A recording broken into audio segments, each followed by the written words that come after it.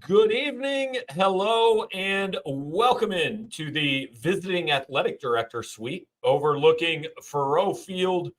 I am Gabe DeArmond. You are watching the PowerMizzou.com Yuengling post-game live show following a 29-20 Missouri win over South Carolina. Mizzou now 4-0 on the season, kind of 5-0 because UMass is next week, but we'll talk about that. Welcome in to all 450 people we already have. Tell your friends, get them in here. Cody Goodwin's going to join me shortly. Billy Derrick's going to push the buttons. Your voicemails are coming up, all of that. But before we get to that, guess what, guys? I learned a thing since last time we were here. Yuengling is no longer available in 24 states. Yuengling is now available in 29 states. That is over half of the states in the United States. 29 divided by 50, that is 58%. The other 42% of the country going to catch up. I hope you guys have a Yuengling to celebrate a big Mizzou win with us. We're going to break it all down, tell you what stood out to us, take your comments, all that, put everything in the chat. I promise we'll get to you. We'll hang out here, I'm guessing, until about midnight or so. Scott Fitz had the super chat earlier. Appreciate that. Saw that on the screen briefly again. If you want to give it to us, we will absolutely take it. If Ron Davis wants to pop back in here and share some of his winnings, although I'm not sure Missouri covered tonight, whatever, we happily accept the money. We do not ask for it. We do this as a service to you guys. Also, YouTube pays us, and we have sponsors, but we still like to get super chats. So if you want to do that, you can. Like I said, Cody going to come in here. We're at 660 already. My goal to hit 1,000 tonight, guys. I know it's late, but some people driving home, whatever. We didn't quite get to 1,000 after the KU game. We got a chance to get to 1,000 tonight. That would be the first time we've done that. If Missouri keeps doing what it is doing, I think we will hit it this season.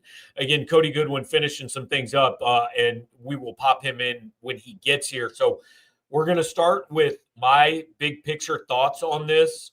And I'm going to start in a little bit of a weird place. And, Cody's here now. So cool.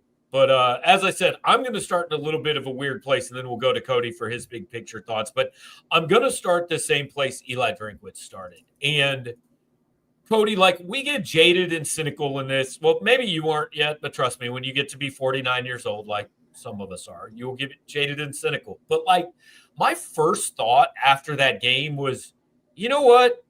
Good for Robbie Meyer and good for Javen Richardson, man, because these are two guys that weren't supposed to be in this spot, and frankly, that nobody thought were gonna do very well in this spot. I didn't hear Javen Richardson's name all night, and then we were actively debating for the last 2 minutes of that game. All right, what if you're at the 15-yard line and it's 4th and 10? Do you trust the kid to kick a field goal that's going to that's going to ice the game? And we all said you kind of have to, but I'm not sure I do. And he went out there and he just gutted a 40-yarder, man. That's cool. That's I hope he enjoys that tonight. I hope he does too. And that was a cool moment. The fact that we didn't hear Javen Richardson's name at all, I thought was encouraging. And I thought that there was a possibility for that, right? Because he's the swing tackle. He was the starter really through spring and up through fall, vast majority of fall camp.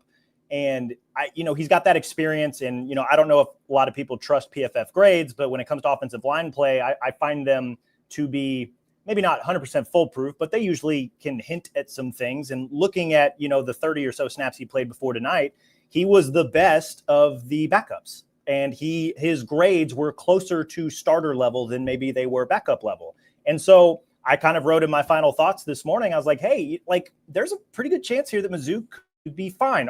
Should they help him with some 12 personnel? And they did that. Yes. But also there were a lot of times where, if he got beat, it wasn't bad enough to really disrupt the play. You go back and look at the stats, Mizzou gave up 1 sack, 3 tackles for loss, 2 hurries total. And we talked a lot about Dylan Stewart coming in. We talked a lot about Brian Thomas Jr., the 2 edge rushers, the fact that just South Carolina just has dudes that Kansas, Central Arkansas, Louisiana do not. They were going to test and stress Mizzou in ways that those 3 teams just couldn't because of the roster makeup. And I thought Javen played a really good game. I thought it was a really cool moment for Robbie too. And you could kind of sense this. I don't know how close people pay attention to these things, but obviously they didn't really trust him in that Kansas game. They got him a couple of opportunities in the Louisiana game, and you could tell that I think steps were being taken forward. And so, yeah, he, doinked one off in the extra point, but like you could tell that confidence was maybe building a little bit, so much as you can tell with the kicker in a game like that. So I wasn't actually sure that they were going to send him out to kick the 40-yarder to officially ice the game, but the fact that they did told me that Drink sees some growing confidence in that young dude. Like, you guys got to remember, he's still a true freshman.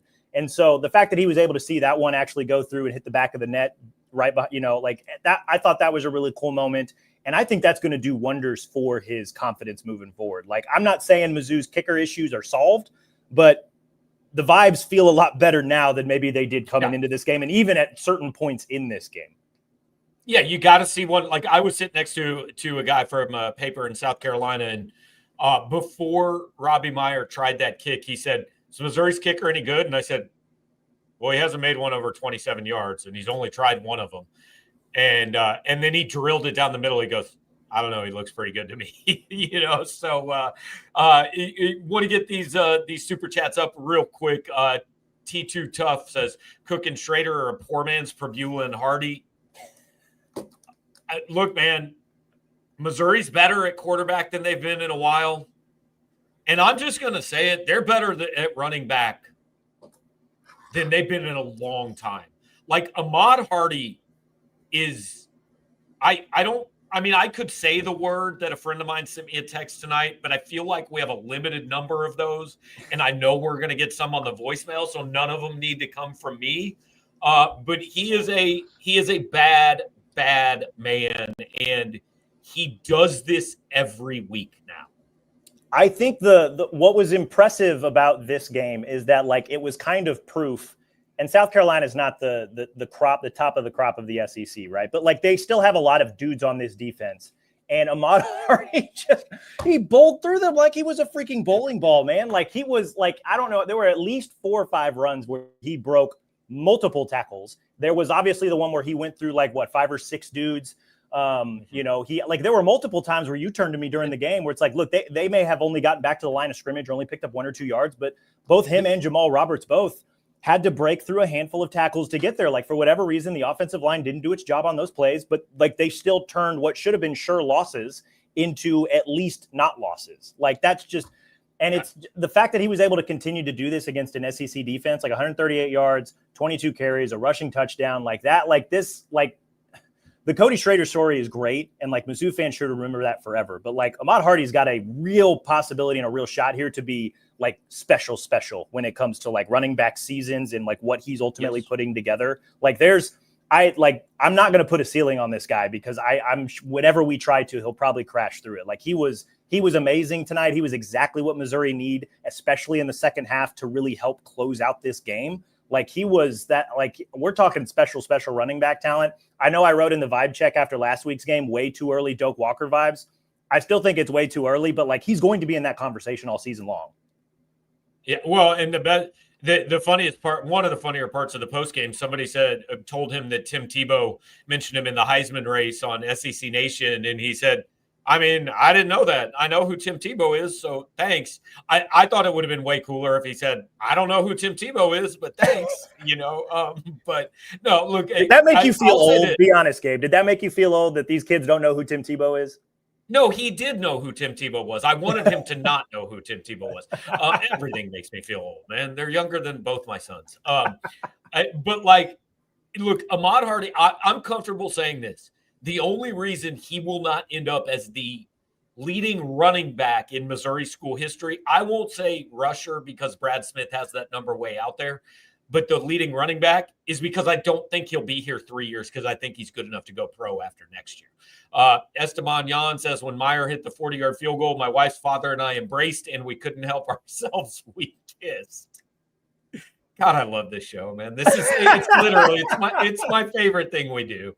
I have so much fun on here. I want to give him credit, and it's going to take me a while to scroll down there, but somebody sent me a tweet during the game along the same lines as that. Ahmad makes me Hardy. And so, like, First off, excellent future fantasy football team name. Like, keep that in mind when he gets to the league and somebody drafts him as a rookie. I also want a follow-up on, like, how does your wife feel about the fact that you kissed her father? This is, I feel like this could cause family issues. We also got a super chat from Gorilla Dog Hick. He says no, he has no comment at all, but like that username is going to get on. We also got one from Ron Davis, who continues to make money off the Missouri Tigers and share them with Power Mizzou. He is using his gambling winnings to renew his account. Everybody be like Ron Davis. We just want to say we appreciate that. So thanks for all the super chats. Appreciate that. But so back to the game, like you mentioned, that we didn't hear Javen Richardson's name. You know who else's name I didn't hear the whole night? Well, I mean, I didn't hear anybody's name because, like, we don't listen to the broadcast. But, like, I didn't hear anything about Dylan Stewart. I didn't see Dylan Stewart. The most noticeable thing I saw Dylan Stewart do was get knocked into next week by Jamal Robertson, Ahmad Hardy on pass protection. Boy, wasn't that nasty, right? Yeah. Shout out to the running backs for pass protection tonight. Hey, can I interrupt you real quick? We just hit 1,000 people on the postgame show for the first time. So shout out to you guys. Appreciate you hanging out. So we continue to hit milestones with the mustache. I'm not saying, but I'm just saying. No, Stewart was quiet tonight. Like there were a couple times where I saw him bust through the line, but at that point, like the running back was either all the way downfield or Kirby had a play call to send Bo the other direction. Like he won his fair share of snaps, I thought, but he didn't really impact plays. And like there is a difference. And so I thought Mizzou had a great game plan going in to try and mitigate him or to try and at times I felt like they ran at him and they were able to double team him and get him off the ball. But yeah, like he was a non-factor tonight. Brian Thomas, I think, finished with a tackle for loss. Neither of them got a sack. Neither of them really impacted the quarterback at all. And then obviously Mizzou ran for 287 rushing yards. So they really weren't factors in the run game. I know a lot was made of those two guys specifically, and I think rightfully so. I think they're both going to end up having pretty good seasons. They had good seasons up to this point, but give a lot of credit to that Missouri offensive line. Give a lot of credit to the running backs and pass protection. Give a lot of credit to Kirby Moore. I know that you and I, maybe more me than you, but I know that we both at times were questioning the play calling, especially in the red zone. We'll get to that later, but like they won. So that's maybe a little further down on the totem pole, but like the play calling I thought was great to mitigate really good pass rushers, especially when the offensive line is at less than 100% and also maybe a little suspect in pass protection coming in. Like I thought it was a really good performance from Mizzou. I thought they did the job really, really well. And it's not often that Dylan Stewart's going to go through a game and basically be invisible, but Mizzou made that happen and they deserve a lot of credit for that because that dude is a damn good player. Pocket Watch has been a friend of ours on this show for a long time. He's an Auburn fan. Appreciate the super chat and the congrats on hitting 1,000. I'm sure Pocket Watch, you and your friends are not at all pissed off that Auburn lost the game 24-17 and the SEC officials came out and said one of Oklahoma's touchdowns should not have counted. So apologies down that way. Hope everything is okay on the plains. Appreciate you being a friend of the show for a long time. Cody, you know who else wasn't a factor in the rushing game tonight? Anyone on South Carolina. If you are, I'm going to pull this up to make sure that I'm right. If you are listening to this stream right now, -9. If you're watching this stream right now, you finished with more rushing yards than South Carolina. Part of that is because college football's funky rules where sacks impact the rushing total, which I think is really bizarre and weird. Neither here nor there. If you're listening to this stream or watching this stream or tuned in, first off, thank you. Second off, you finished with 9 more rushing yards than South Carolina tonight, which the run defense is a brick wall, man. Like, let's just call it what it is, because this is 4 teams in a row, and you can say that Kansas is probably the only team that they've truly played through the first 3 weeks. But, like, South Carolina might not be better than Kansas, but I don't think they're worse. No, and, like, they've got talented running backs. Like, they have seasoned veteran running backs. And, you know, we can talk about the offensive line play, but, like, still, to hold a team to, and when it's adjusted for sacks, they had 37 rushing yards. Like, to hold an SEC team to 37 rushing yards, even one that is struggling as bad offensively as South Carolina was coming into this game, that is nuts. That is insane. Like, South Carolina could not establish anything in the way of a run game tonight. And a lot of credit goes to the big men in the middle. Also, I'm not one for tapping myself on the back, but, like, shout out to big Chris McClellan for making me look good. He was also another one of my final thoughts. And that dude had a heck of a game. He was active. He was involved. He was disruptive. And he also came up with a pretty big third down sack on Lenora Sellers. So shout out to the big dudes in the middle. And also shout out to the linebackers. Nick Rodriguez especially I felt like he was everywhere. Josiah Trotter had himself one hell of a game. Like, this, like, Drink's goals are to run the ball and stop the run. By golly, they did both of them at an elite level tonight. Shout out to CTEism and to Crump. Appreciate the super chats, guys. Thank you for being here near 1,100. This is seriously, this is fun for us. This is a good kind of download and get all our thoughts out before we have to actually write them. So what's bigger to you, Cody? -9 rushing yards, or the fact that Lenora Sellers averaged 11 yards an attempt, and late in the fourth quarter it was actually 15 yards an attempt? I mean, you know me, man. Like, the secondary was a problem tonight, and to be clear, this is not us nitpicking. Drinkwitz was borderline pissed off about it. He called out the defensive backs coaches in the press conference, saying that crap is not going to cut it. That was verbatim exactly what Drink said. They cannot do that. It was especially in the first half where the secondary was just giving up big chunk plays. And when you look at the box score, Drinkwitz said this too. Missouri was dominating them. They outgained them by 150 plus yards, and yet they ended up winning by 2 possessions. So thumbs up there for Mizzou. But the fact that it was still as close of a game that it was, there were 6 total lead changes. There was a lot of small self-inflicted stuff that Mizzou did to themselves to trip up in this game, especially in the first half. But the secondary giving up all those big chunk plays, that can't happen in game. That can't happen moving forward. I'm glad that they were able to overcome it tonight, because this is still a very good win. Despite all these mistakes, they still won the game by 2 possessions. They deserve their credit for that. But that secondary's got to get its stuff figured out, because there are still Mizzou has to play Alabama, and Ty Simpson looks like he's coming into his own. They have to go on the road to play Jackson Arnold. They have to go on the road to play Diego Pavia. They have to go on the road to play John Mateer. Marcel Reed is going to come here. There's Taylon Green. I know Arkansas lost today, but that dude is a playmaker. There's a lot of really good quarterbacks that Mizzou still has to play. And if they don't get this secondary figured out, that will cost them a game at some point. It almost cost them tonight, to be frank. They were able to figure it out. They have played 4 games, and frankly, the starters shouldn't have had to play the fourth quarter in any of them. If you look at the box scores, you assume Missouri has won every game by 30 points, and Kansas was a game until 5 minutes left, and South Carolina was a game until Robbie Meyer hit the field goal with a minute 35 left or something. So, and Drinkwitz put it perfectly, we're dominating, and now we got to figure out how to dominate on the scoreboard, because we're not doing that. And the reason is because 95% of the time, this defense is great, and the 5% it isn't leads directly to points. And here's my concern. I don't know exactly what Corey Batoon does to fix it, because if they sit back and play zone, this team's not good at playing zone. The receivers find the holes in the zone.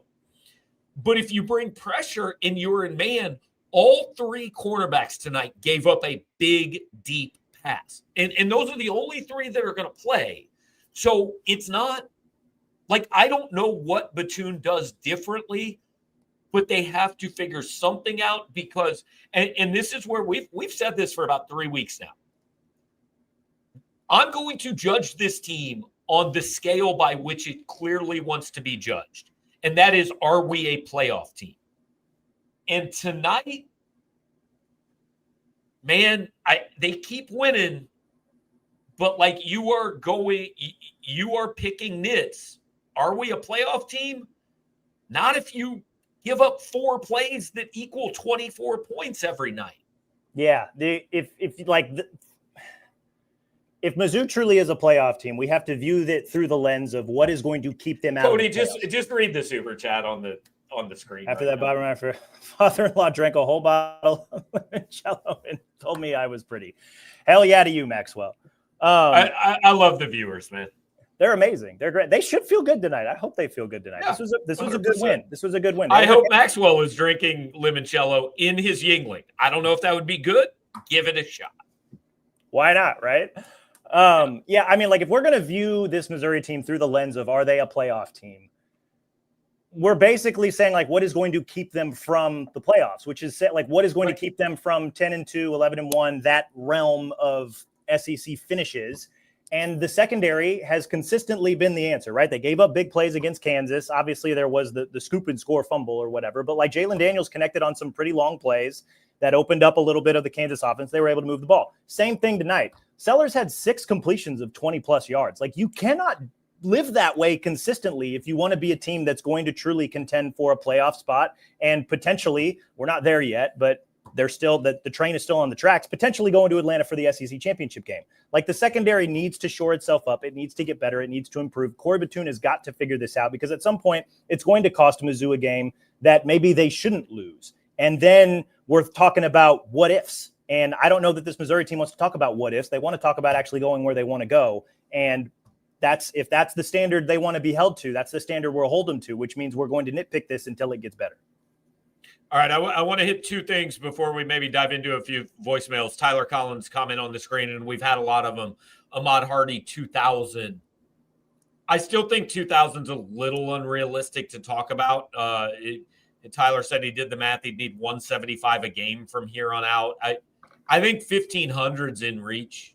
I think the school record might be in reach. I think 2,000's a little aggressive.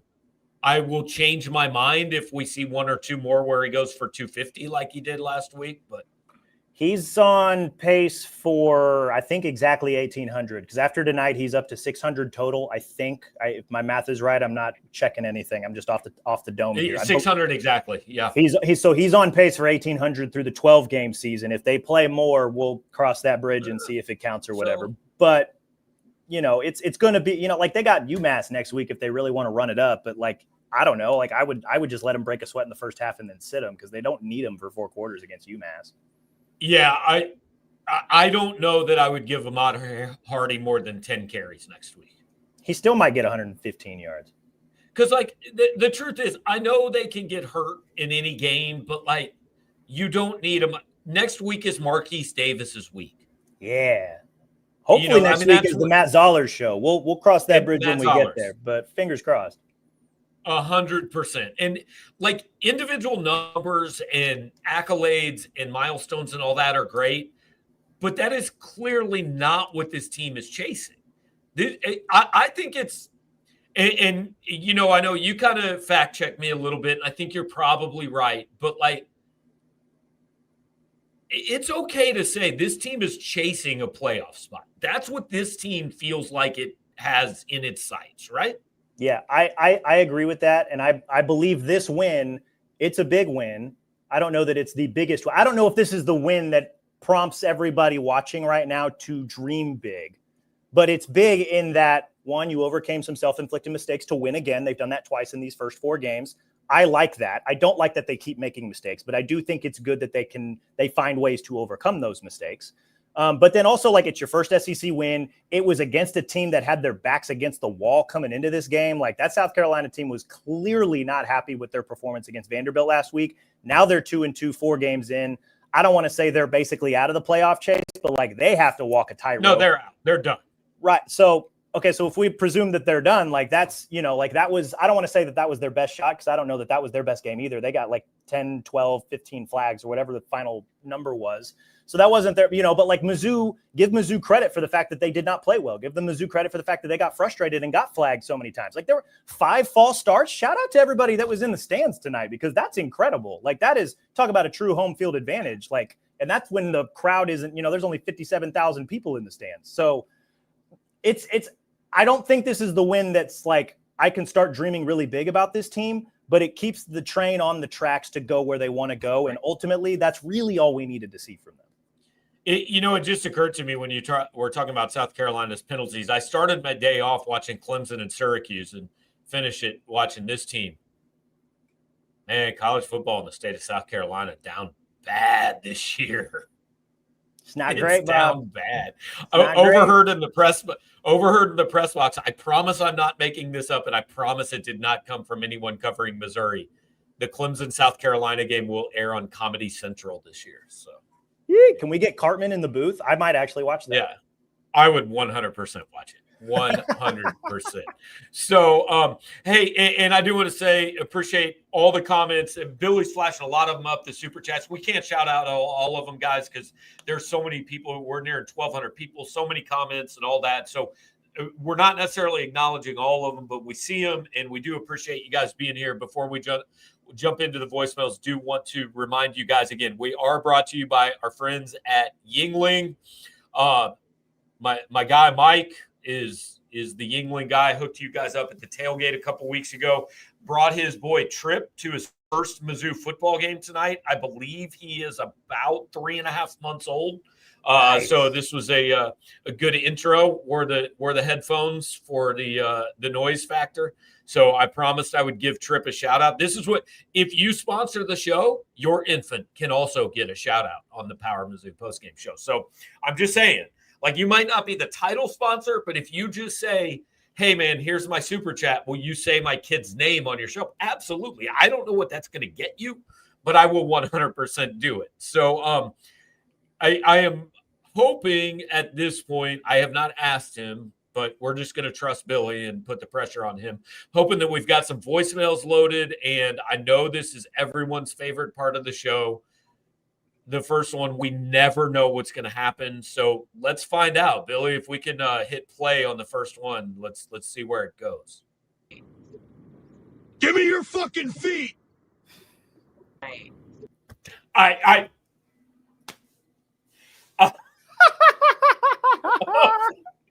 Of everything I thought maybe could happen, that wasn't on my radar. I can't say I was ready for that one. That one's good. Welcome in, guys. Let's go. All right, let's keep going. Bobby Boots, let's go! Bobby Boots. I like that nickname if he ends up turning this into what could be a pretty fun freshman season for him. Bobby Boots is not bad. I do a quick story because I don't think this will make any of our postgame stuff. But Drinkwitz said in the postgame, like, he didn't say anything to Robbie Meyer after the missed extra point. And, you know, he just said, hey, go make it before the field goal. And he said, like, you know, most people say don't talk to kickers, but I can't he said something along the lines of, like, he's not like a normal football player anyway, so I don't care. He probably didn't even pay attention. I just made myself feel better by talking to him. So, you know, we got good drink tonight, though. Like, I was talking to one of the other guys that covers the team. What we need is for them to keep winning, but to have enough problems that Drink has things to talk about, because we got really good Eli Drinkwitz in the postgame press conference tonight, I thought the answers and the quotes were very strong tonight. Yeah, he was in a good mood. You could tell, obviously, like this win meant a little something to him after they lost it last season. So that was good. But then, yeah, like, I mean, he was calling out the DB coaches. He was calling out specific defensive backs, trying to figure out what in the world to do. Talked about the fact that they were trying to do one thing with the run game in the first half, and then they were able to pivot and actually go to back to their outside zone in the second half, and that made a lot of difference. He was complimentary of Bo using his legs in the second half. But then was also, yeah, I mean, just when they win and there's still things that he's upset about, like as a football coach, yeah, we get fun, fiery Drink, right? And like it's totally different from like Tuesday when he's, you know, calm and you sometimes don't know what you're going to get, but like obviously he's not coming off the high of a win, so he's just a lot more level-headed, I think. But yeah, getting Drink after a game like this, that's pretty fun. That's pretty cool. I meant to say this earlier, by the way, and Cody wrote a quick story on it from the postgame press conference, and it matched pretty much what I posted on our message board before the game. Caden Green, 3 to 5 weeks is the thought. Drink didn't specify the injury. He has a boot on his right foot. There's speculation it's turf toe. I don't know if that's the case or not, but it's clearly something ankle, foot, along those lines. And Drink said he got hurt in practice on Wednesday, and the reason he was listed as probable on the injury report is that he came out and he went through the walkthrough on Thursday, and they thought he was going to play, and then he wasn't feeling great. They got an MRI and decided best approach, get the minor surgery done, which he did on Friday morning. 3 to 5 weeks. So what that means is optimistically he's back for the Alabama game. More certainly he's back for Auburn. And look, we can debate when we get there. Cody and I disagree with this. Cody would play him. I would play him only if he was 100% all the way. I would not play 90% Caden Green against Alabama, especially after what I saw out of Javen Richardson tonight. But we can debate that in 3 weeks. We'll get there. So I know Billy said we've got 35 voicemails. So, Cody, I promise I won't keep you here for all of them unless you just really want to. But let's start rolling through some of these. What is that? Okay. I got a two-part question here. One, where was Kevin Coleman today? He didn't really seem prevalent in the Office of Game Plan. And two, where were you for 9/11? What is that? Okay. I don't know if that was I don't know why that was amusing, but no, the Kevin Coleman thing, somebody said on the message board he really seemed to be only in the game on third down, which maybe he was a little sick or something like that. I don't know. I just assumed South Carolina was making him the focal point and was trying to take him out of the game. Yeah, that's one of those things I kind of marked for the rewatch just to kind of see where he was. Yeah. I mean, 3 catches on 4 targets, 20 yards. He did convert, what was that, third and 7? I think that was in maybe the second quarter or something like that. So, yeah, obviously not prevalent, or at least as much as he was the last couple of games. So that's a rewatch thing that I'm probably going to be paying close attention to. But also, like, with the way that Missouri was running the ball, like they really – well, who is it? Marquise Johnson had the big game for receivers. Matched a career high with 7 receptions, 80 yards, had some pretty big catches tonight. But, yeah, Coleman just maybe not there. I'm not sure if he was dealing with something or if South Carolina just took him out of the game plan. Ed Meyer just brought up a really good point. Missouri spent a lot of the night with 2 tight ends on the field. When you put 2 tight ends on the field, you know who comes off usually? Your slot receiver. Right. That's Coleman.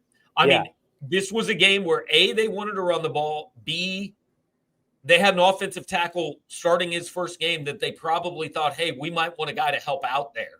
So Johnson, Manning are out wide and Harris is in the second tight end. That means Coleman is a little less involved. So I'll be interested to see the snap counts, but I bet that's the big part of it is simply that they were playing more 2 tight end sets and because of Richardson being in there and all that. So we can't spend too much time breaking down a voicemail that thought it was hilarious to know where I was at 9/11, but I don't know. Let's go on to the next one. I'm sure it'll get better. What a win. Take that shirt off. Clothes are on, guys, but appreciate the call. Do they want our shirts off or our shoes off? Because the first one just said feet. I mean, I don't want to dive into this. I don't want to answer that. Let's just keep going. I like to imagine Gabe dressed up as the purple Teletubby. As what? The purple Teletubby. Okay. It's got I was in many years ago. I worked in TV news, and in TV news they call the last story of the night the kicker. It's supposed to be kind of a lighthearted, funny story to leave everybody. You've been talking about murder and crime and all this crap on the news for 27 minutes. So it's supposed to leave everybody in a good mood. Yeah. And I don't know. We had it. I wish I could remember the exact details, but the last story was like some group that was very angry about the purple Teletubby and its sexuality. And I'm not kidding, dude. I was in tears on the news that night. Like I couldn't help it. I couldn't help it. So that's my purple Teletubby story. I've never dressed up as him, but I do have a purple Teletubby story. Hey, Gabe, I thought that the offense was specifically designed that all the rushing was going right. Did you agree with that? Also, do your politics go right or do they go left? Did you notice that about the running game? I wonder if that's something that I can pull up. Probably not immediately. PFF breaks it down. Like PFF does. I have it tomorrow. Yeah, I was wondering if like the StatCast that we use does that specifically, but I think it only does that for the quarterback progressions. It does like the deep, intermediate, short passing route or whatever. I mean, I felt like they were just running everywhere on the field. Like, I think I can see how maybe some of those longer runs, especially like, I forget which quarters they were, but some of those longer runs like came on the sideline closer to us, which would have meant they went on the right side. But then like Jamal's run on the touchdown, the 16-yarder, that was on the left side. So I felt like they were just running all over, especially in the second half when they got back to their outside zone stuff. But yeah, that's something that we'd have to check tomorrow on PFF. And thanks for the reminder. I'm going to make a note of that so that I can put it in the rewatch. Hey, for every 9 voicemails we get talking about my politics or feet or 9/11, we get one that makes an actual impact. So not bad. Let's keep going. Gabe, that was a tremendous game. I've never jerked off as hard as I've jerked. All right, we're done. We're done. You keep going. We're not done with the voicemails. We're done with that guy. Maybe. Thank you, Gabe. What a gutsy win for these Tigers. They're having a hell of a September. Just want to say, for every year Drink's been here, the team has always played better the second half of the year in November. When you think about the ceiling that this team is showing by the kind of September they're having, what a ride. Let's enjoy it. MIZ. You know what that was, Cody? That was just a nice palate cleanser. That was like between courses, you need a nice lemon sorbet to chill things out. Like you just ate foie gras or escargot or something, and there's a weird taste in your mouth from the guy before, and we just got the palate cleanser voicemail. No, I do want to throw out quick 2 stats for you. Missouri now 25-5 in its last 30 games. That is a top 5 winning percentage in the sport. And Eli Drinkwitz, when favored by a touchdown or more, 24-0 at Missouri. Like, it's pretty good. He's the most powerful guy on campus, and he deserves to be. Like, there can't possibly be anybody that has any issue with anything he's done.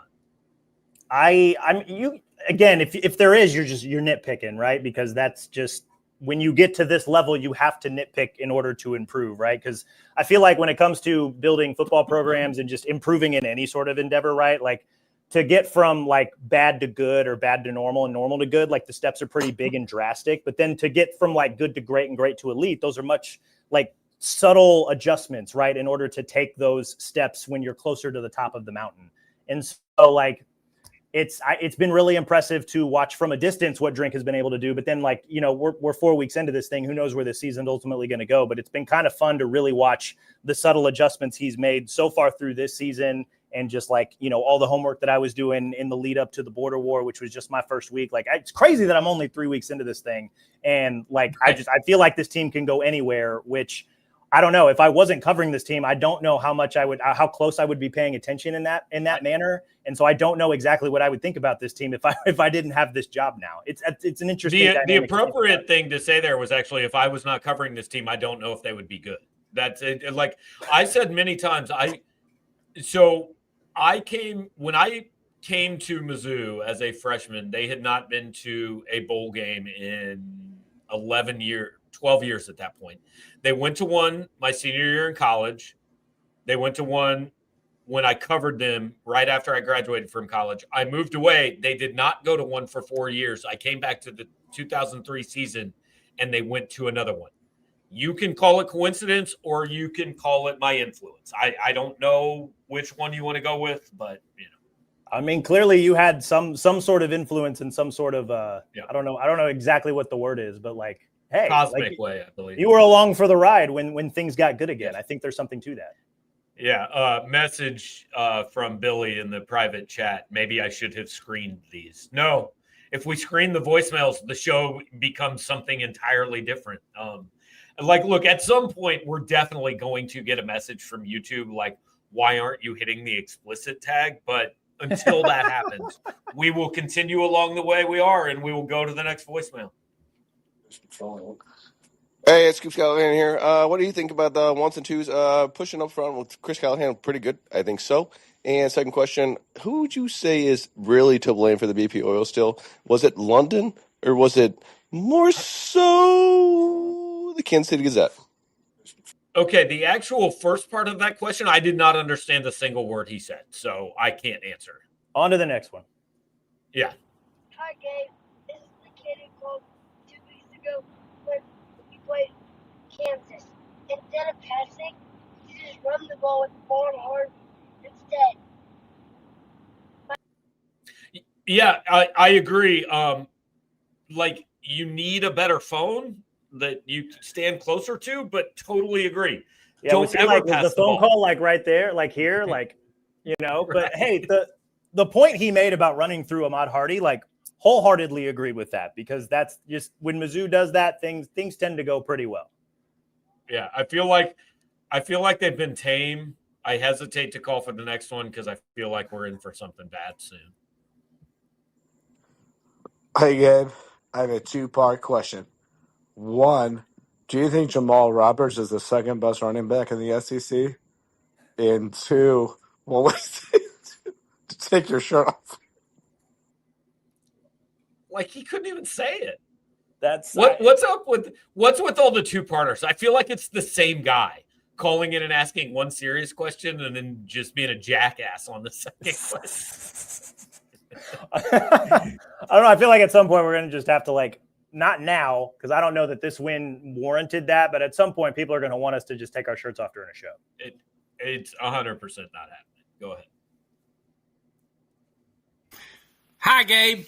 That's a good win by the Tigers. A little concerning. I think we should have beat them by a lot more than what we did. But offense looks strong.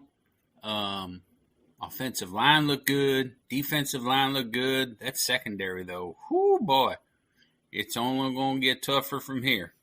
M-I-Z. I love you, Gabe. Bye. Who boy is, I feel like, an accurate description of the pass defense. I agree with that. I mean, we touched on it. That just, it's got to get fixed, and Drink knows that. So, give him for some credit for calling that out immediately in the post game. But it's got to get better.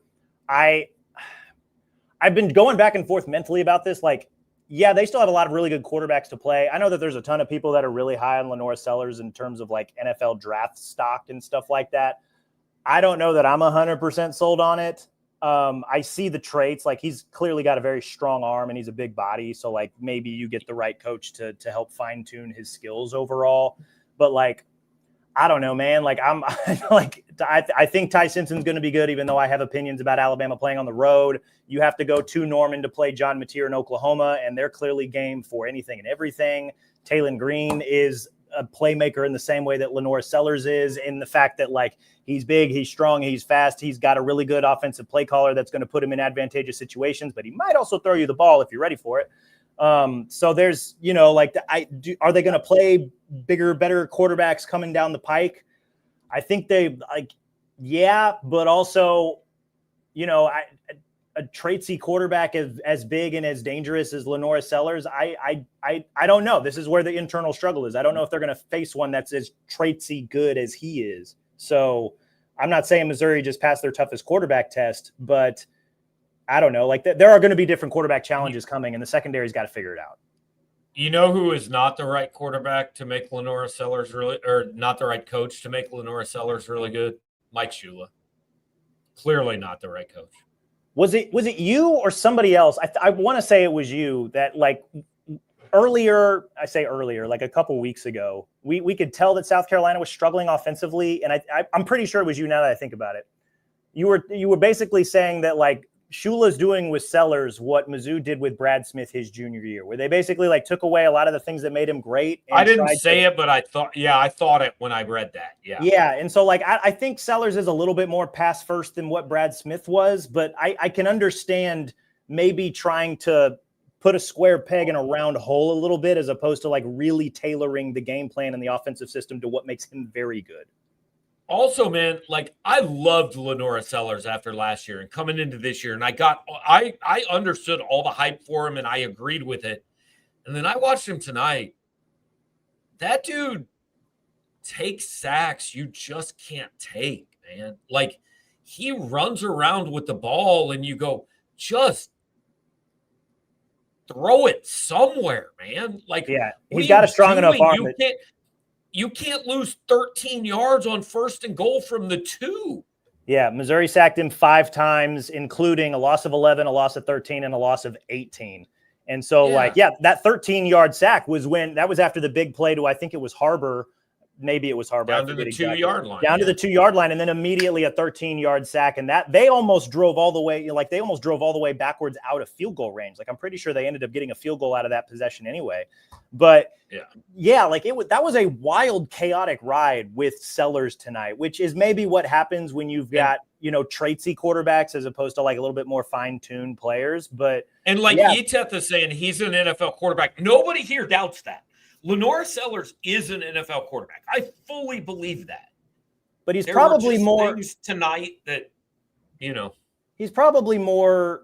Somebody had said it. He's probably a little bit more Anthony Richardson, at least right now, than maybe like Josh Allen, right? Because Josh Allen walks so that guys like Richardson and Sellers can run a little bit. If you guys are catching my drift there in terms of guys that have really good traits and NFL coaches think that they can get the best out of them. And Allen has really kind of been the only guy that has, succeeded in the NFL because we all, Richardson's not doing anything crazy. But yeah, I don't know. Like the point I was getting before I kind of went on that weird tangent was like Mizzou still has to play a lot of really good quarterbacks in the SEC. And if the secondary doesn't get it figured out, they will cost them a game that maybe Mizzou should win, if not for the secondary. So they got to get it figured out. Interesting question from the chat here. And again, appreciate all the super chats. And if you give us one, we're going to put it on the screen and do our best to acknowledge it. Missouri fan says, are you going for it on 4th and short with 5 minutes to play? It worked out, but I think I'm staying on the field. Still had plenty of time. Now, is that Cody, do you know for sure which 4th and short that is? Because South Carolina did not have a 4th and short. They had a 4th and long. So I'm assuming this is a Missouri. I guess this is a Missouri 4th and short, maybe where they kicked the field goal. So they had, I'm trying to look in the 4th. I'm assuming this was so the 4th quarter drives was Missouri got the ball with 8:15. They went 3 and out, punted with 6:03 to go. Maybe that's what he's talking about, but they're at their own 32 there, and it was 4th and 7. You can't go there. Yeah, that was the running into the kicker that probably should have been roughing, but whatever. Yes. Oh, so maybe that's what he's talking about. When you get the running into the kicker, that makes it 4th and 2. Would you have gone from there? 4th and 2 on your own 37. 37. I mean, I like my football teams aggressive, and Mizzou was getting 6 yards a pop rushing at that point. So, I understand if they would have, but I also understand if you still want to punt there. Also, if that's not roughing the punter, then roughing the punter just doesn't exist. I'm convinced that officials look at how many yards they need for the first down, and if it's more than 5, they just go running into the kicker because that won't give them a first down and it won't change the game. Yeah, some people are asking why Mizzou declined that. I think it's because it would have made it 4th and 2 if they would have accepted it, and I think they were set on punting anyway. They weren't going to go for it anyway.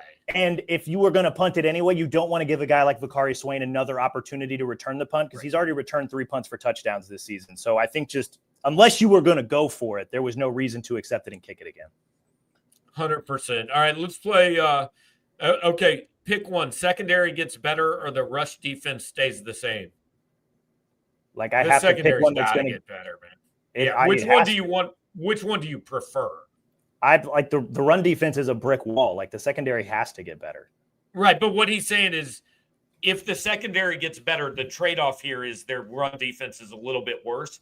But I'll take that because we watched them hold we've watched them hold Kansas to 3 rushing yards and South Carolina to -9, and they were still in danger of losing the games. Yeah, the secondary's got to get better because we've seen how quickly games can swing on big plays. We saw it in the Kansas game. We saw it again tonight. That's, Missouri had the opportunity to potentially double dip at the end of the first half and the start of the second half. They had, we were all kind of talking the way that the offense was figuring out how to move the ball after they figured out some things late in the first half there. They're there's a shot here that they could be up 23-7 early in the second half. And then obviously Bo threw the pick, Trotter got the penalty, and everything kind of unfolded against them. But that's, South Carolina probably doesn't go up 14-9 if the secondary has its stuff together. And so that's, the secondary needs to get better if that's the options. Tangent here. We're also talking about these things that need to improve and all that. I feel like tonight is a good, he was 93% really good, but tonight shows there's more for Bo Perbula.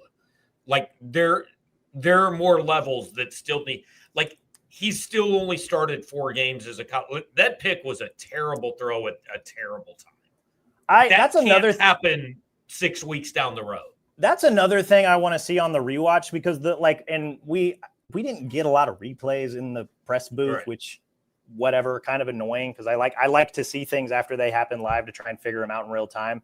That play, it looked like a bad throw, but I wonder if the corner peeled off his guy because he saw where Bo was going with it. And so I want to reserve judgment, I guess, on that pick for Bo, because in real time it looked horrible. It looked like he threw it in double coverage. I wonder if the corner peeled off his guy because maybe he saw what Bo was doing and just made a really good play on the ball. I could be wrong. It could have been a horrible throw, but I'm reserving judgment at least until I get to rewatch it tomorrow. All right, so let's go back to voicemails. We're going to play a couple more on the chance that somebody says something really ridiculous, and we can get Cody out of here after that happens. Gabe, I just want to know if you were like me. I want to know what was going through your head.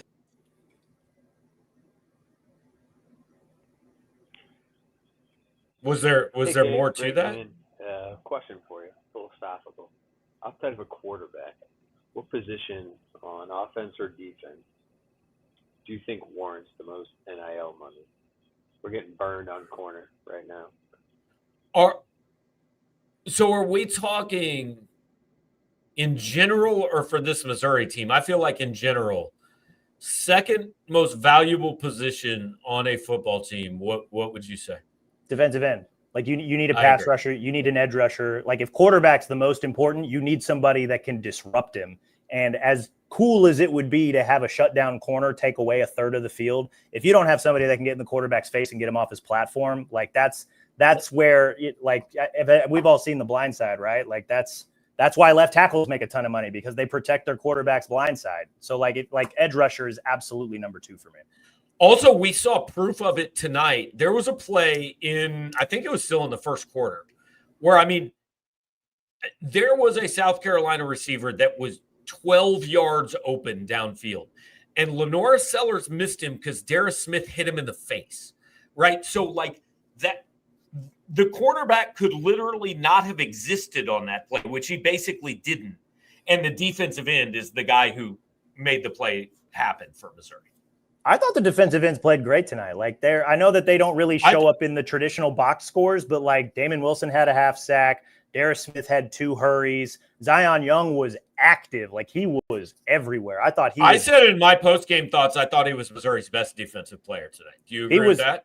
Yes, he was sensational. It was either him or Trotter, because Trotter was just everywhere all over the field. And I know the penalty ultimately gave South Carolina a touchdown, but I thought he played really, really well tonight. I thought Zion Young was spectacular. The defensive front, the defensive front in general, I don't know that you could have asked much more from that group than what they put forth here tonight. I know Sellers still threw for 300 yards, but he really, he had to earn all 300 of those yards, because those guys were in his face. They were keeping him in the pocket. They were chasing him from the pocket. The game plan, I thought defensively for the front was very, very, it was really well done and really well executed.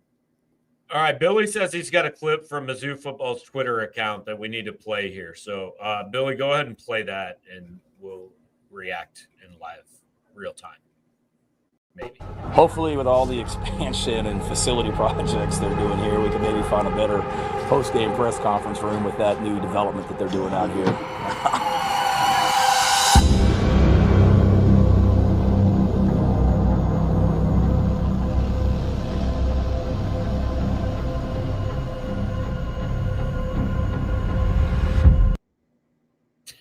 Okay, so the background here is 2 years ago, Shane Beamer came here and just bitched and moaned about the post-game press conference room. There were people outside making noise, and Shane was very annoyed about it and all that. I said earlier this week, here's why I think this is a good rivalry. Because I think both coaches are, if they're your guys, you love them, and if they're anyone else's guys, you hate them. Right? I think there's a lot of truth there. Beamer now, I'm doing the math here real quick. 1-4 against Mizzou. The caption says "Welcome back," and they tagged South Carolina football. And like, I am all for the trolling. I love it. Social media accounts trolling other programs, all for it. Do it every single week. I'm here for the petty. I'm here for the football creative departments coming out with like witty, winning taglines or whatever. Like that's good, man. Especially in the SEC. Like if you want to go deep with a video like that, like it really does just mean more. So also, like, nobody's trying to make you comfortable. Like, visiting locker rooms are supposed to suck. Yeah. We're not trying to bring you to our house and make you happy and love it. I think it's what I don't know how often people still pay attention to Big Ten country, but like I went to Iowa. I think everybody on the board knows that now.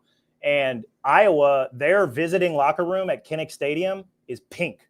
And it's been pink since Hayden Fry was the coach because he loved playing mind games with the opposing teams. And Kirk Ferentz kept that tradition. Like they're still like, if you walk in there, it's a smaller locker room, obviously compared to what the Hawkeyes have. And it's painted bright pink. And it's just another one thing to mess with you before you walk out on that field and play a game. Right. Also, win a game here, Shane. Maybe you'll like the post-game press conference better. I think if it was not for Brian Kelly, that Shane Beamer might be the most disliked coach in the SEC. Do you think that's a fair statement?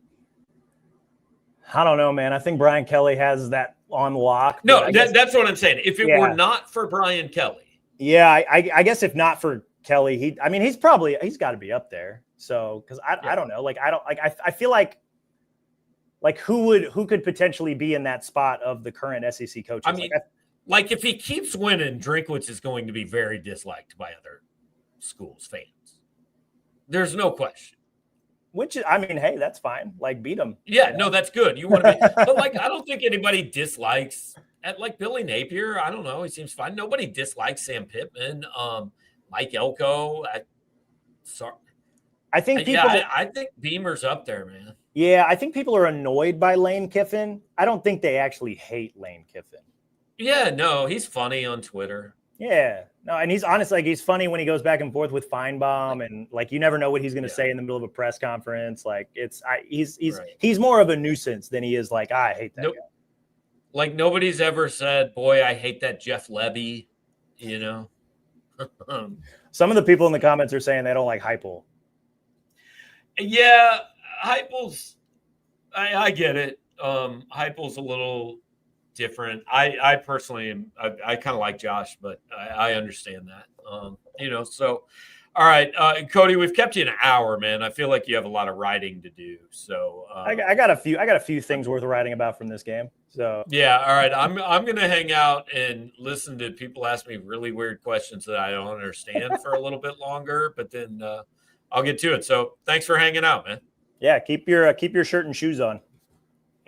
Guaranteed, no question. So, all right, Cody Goodwin going to go finish up post-game coverage for you guys. I've got some more stuff to do too after this show ends, but want to hang out here and see what we've got. I don't know if I do, honestly, but Billy, I don't know, man. Hit play. We'll see where it goes. Hey, Gabe, it's old Jay. Hardy is a man. Roberts is also a man. Prebula's pretty good.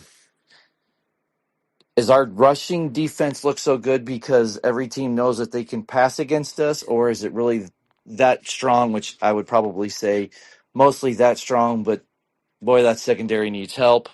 Who was our secondary coach this year? Is he going to be around next year? And who's going to be the coach for Arkansas when we play him at the end of the year? That was actually the question I had, and I'm going to write a little bit about that at 10 Thoughts on College Football tomorrow, was who coaches Arkansas when Missouri goes there at the end of the year, because I don't think it's going to be Sam Pittman, because 7-19 in one-score games is almost impossible to do. So the rest of it I feel like we've covered. So appreciate that. And all right, let's go back to the super chat from Robert Nicholas. What do they do to protect the DBs? Rush 3, drop back, and sacrifice the rush stats. And that's the thing, guys. Like, I don't know exactly what the fix is, because like you can't trade for different players. This is who you have. But again, like we were saying earlier, when Missouri goes zone, Missouri doesn't play zone well. Like Eli Drinkwitz talked about it after the KU game. He's like, we sat back in the zone. I didn't like it. So they got more aggressive and they played man-to-man against Louisiana, and Louisiana threw for 4 yards last week. Well, that was a little bit of fool's gold because it was Louisiana. Their quarterbacks weren't very good, and neither were their receivers, and Missouri was just better. But if you go man-to-man, I mean, it's like zone, you're getting killed 15 yards at a time, and man-to-man, you're getting killed 40 yards at a time. I don't really know what the solution is. The solution, like, this sounds stupid probably, but play better. Like, I just play better. Because like Toriano Pride on the first couple deep balls they threw, he was there. He just didn't find the ball. Then the 25-yard touchdown pass or whatever, South Carolina's second touchdown, like Jalen Catalon and Dre Norwood are looking at each other like, hey, I thought you had him. I thought you had him. Then the 49-yard pass that got South Carolina set up down at the 2, that was on Stephen Hall. The first 3 weeks, the problem has been the safety. It's everybody. And now I'll tell you one thing, the biggest defensive play of the night, I wrote about this in my instant reaction, I thought was made by Santana Banner. South Carolina had the ball, 3rd and 8, about 5 minutes left. And Banner was one-on-one with Nick Harper, and he was there, and he made the play, forced an incompletion. I don't know. Maybe you give him more time. Maybe Trajan Greco gets a shot. Maybe Nick DeLoach or Cameron Keys plays a little bit more. But short of there are only 2 solutions. Either the guys you have playing play better or you play different guys. And Eli Drinkwitz made no bones about it. He said, I am going to be on the secondary coaches tomorrow because this is ridiculous. We cannot give up 300 passing yards every week. So he knows it's a problem. Again, he's judging this team by a standard that he wants it judged on, which is what's it going to take to be in Atlanta or in the playoff, all that. And he knows that what they're getting out of the pass defense right now is not good enough. So, pass rush, I guess, could make up for some of it, but like Missouri got 5 sacks tonight. The problem wasn't the pressure. The problem was the coverage on the back end. There's no question. So, all right. I don't know, Billy, whatever you got next, man, I'm there for it. You're in charge. Gabe. All right. I thought with the absence of Caden Green, they did a great job running the football left. But second of all, how would you rank these 3 things? 1, Trent Green. 2, Tank Sevens. 3, the Mona Lisa. Go Tigers. That was a random list. Look, we're on the Yuengling postgame show. So I support the sponsors. I do always, though, sometimes enjoy a Tank 7. I'd say that's number 1. Trent Green is 2. The Mona Lisa is 3. If my wife were doing the list, Trent Green would be 1.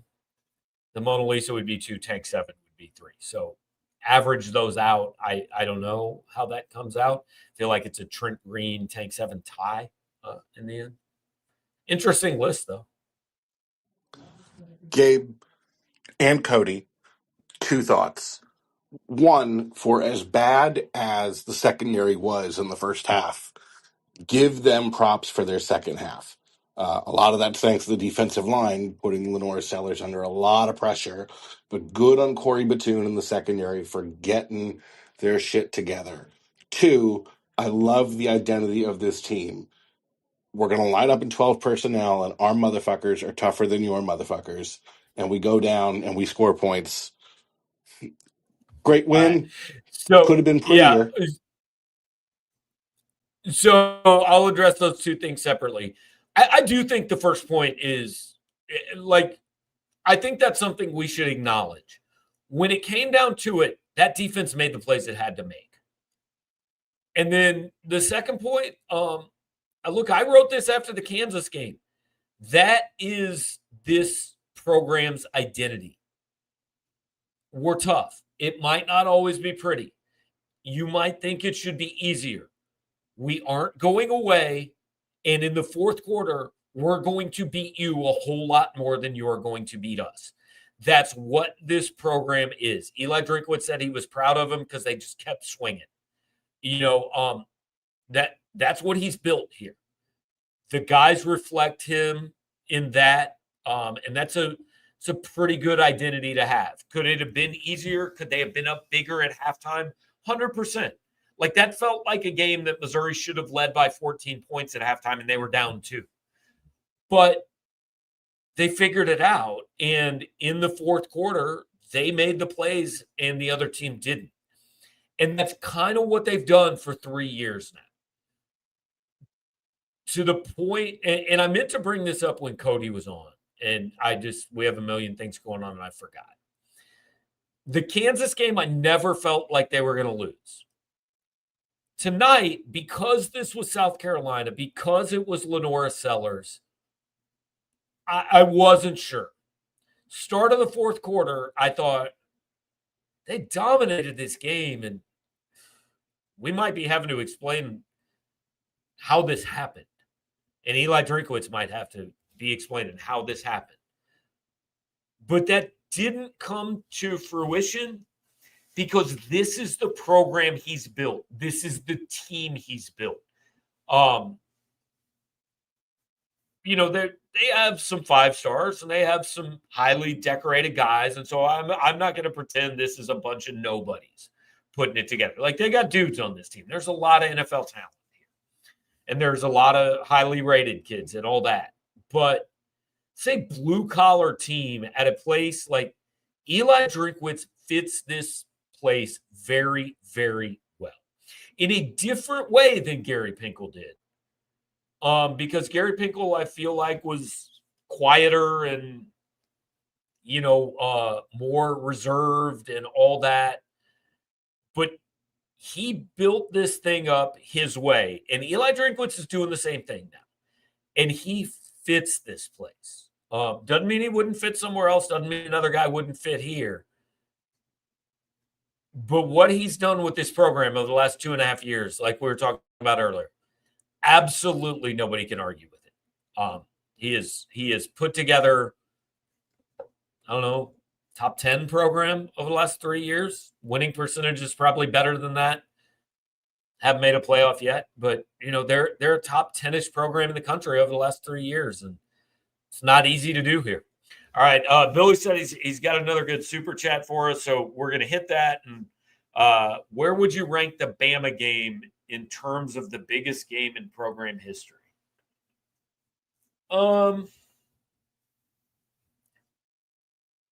If the name on the other jersey wasn't Alabama, I don't know that it would be top 15.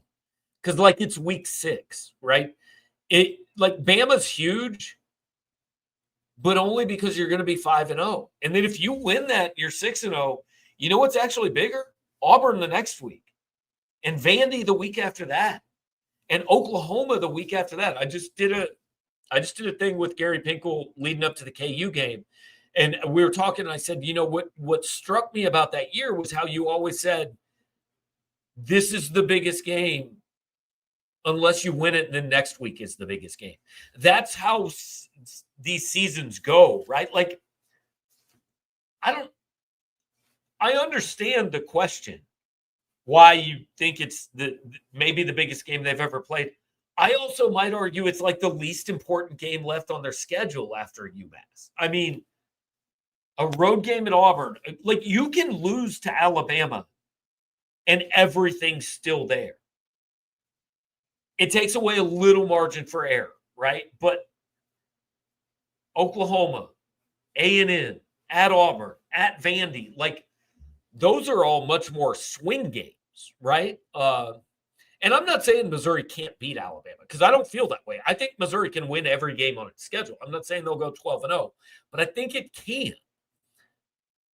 So I don't want anybody to take this as me saying, well, Alabama doesn't matter. Take your loss and move on. This program's too good for that at this point. That's not how you approach games. But I don't know, week 6 of the season, I think the goal is, You just look back and go, yeah, that was a game that happened, and it doesn't necessarily stand out. And I know it's bigger to people because if you beat Alabama, it's the only SEC team Missouri hasn't beaten. It's Alabama. I get that part of it.